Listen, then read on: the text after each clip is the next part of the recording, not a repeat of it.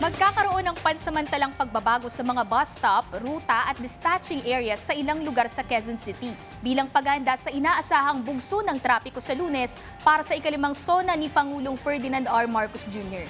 Yan ang ulat ni J.M. Thompson.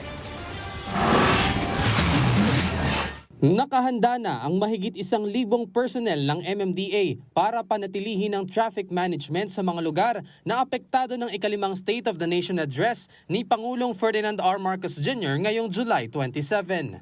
Inilabas ng MMDA ang mga alternatibong ruta para sa mga motoristang maapektuhan ng mabigat na daloy ng trapiko sa kahabaan ng Commonwealth Avenue, IBP Road at iba pang kalsada sa Quezon City. Apektado ang mga ruta ng mga motoristang dadaan sa northbound ng Quezon Memorial Circle papuntang Fairview at southbound ng Fairview papuntang Quezon Memorial Circle.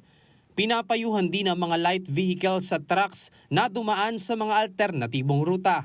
Mahigpit namang babantayan ng 15 CCTV camera sa pamamagitan ng MMDA Mobile Command Center kung saan nakahanda rin ang MMDA Emergency Preparedness and Response Team sa may Batasan Complex habang isinasagawa ang SONA 2026. Samantala, nag-abiso rin ang Quezon City Government para sa mga pansamantalang pagbabago sa mga bus stop at ruta ng Quezon City Hall to Litex, IBP Road.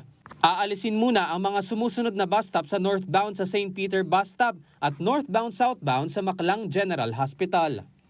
Habang bubuksan ang mga temporary bus stop sa northbound Kalayaan Corner Street at Commonwealth Avenue at southbound Riverside at Commonwealth Avenue. Pansamantala ring ililipat ang dispatching area sa bahagi ng Commonwealth Avenue paglagpas ng isang fast food chain sa Sullivan. Wala namang pagbabago sa schedule at mga bus stop sa ibang ruta sa araw ng SONA.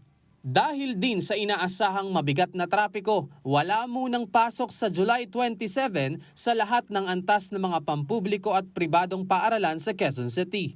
Ipatutupad din ang liquor ban sa buong lungsod simula alas 12 ng madaling araw hanggang alas 6 ng gabi. Ito ay para matiyak ang kapayapaan at seguridad sa lungsod para sa SONA ni Pangulong Ferdinand R. Marcos Jr.